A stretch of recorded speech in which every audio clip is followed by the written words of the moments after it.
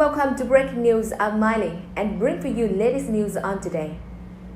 Resistance to President Donald Trump's strong-handed military proposals to counter a caravan of immigrants headed toward the U.S.-Mexico border is coming from a surprise place, the Pentagon. When the Department of Homeland Security, DHS, requests troops at the border, it asks the military to perform emergency law enforcement functions like crowd control. But the Pentagon rejected that request in late October in part because it felt active duty troops don't have legal authority to arrest individuals on U.S. soil. That's not all. DHS also asked the Defense Department if troops could build detention facilities for migrants trying to enter the United States. The military didn't like that proposal. However, the DHS didn't include it in its final request to the Pentagon about what it hoped troops would do. It's not unusual for different government agencies to discuss how exactly they will work together. In this case, DHS and Pentagon negotiated what kind of support the military provide at the border and came to an agreement.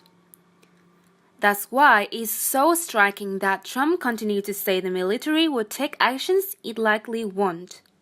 For example, here's Trump on what U.S. troops should do if migrants happen to throw rocks on them.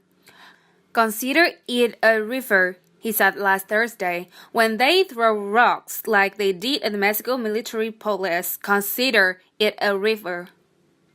However, the military teaches troops to respond proportionally when possible, and shooting someone overthrowing a rock is definitely not proportional. Trump walked back his comments hours after making them. He also talked about building massive tent cities to house individuals seeking asylum in America.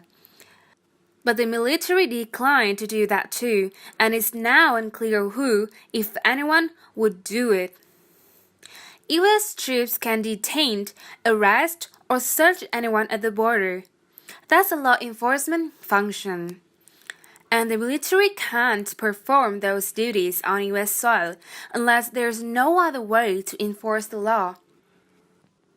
William Banks, an expert on military's domestic authorities at Syracuse University, told me. However, the military has been used for law enforcement needs in dire situations, such as during the 1992 Rodney King riots in Los Angeles.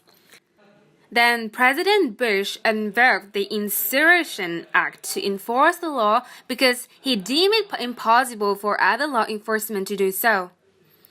But the roughly 7,000 troops at the border now can only improve walls and infrastructure, work in offices, transport border officials in aircraft, and offer medical help, little more. They shouldn't have any interactions with individuals at the border unless absolutely necessary. That, in part, led Banks to say the use of active duty troops to defend against the caravan was unlawful on its own. If we were attacked by Mexico, we'd be there lawfully, he told me. But there's no justification for it here. It's therefore possible the military pushed back on DHS 2 requests on solely legal grounds. But Dan said it's also possible the Pentagon just doesn't want to involve itself too much in a mission it may not care for. The military historically has never really been enthusiastic about doing border policing, he told me.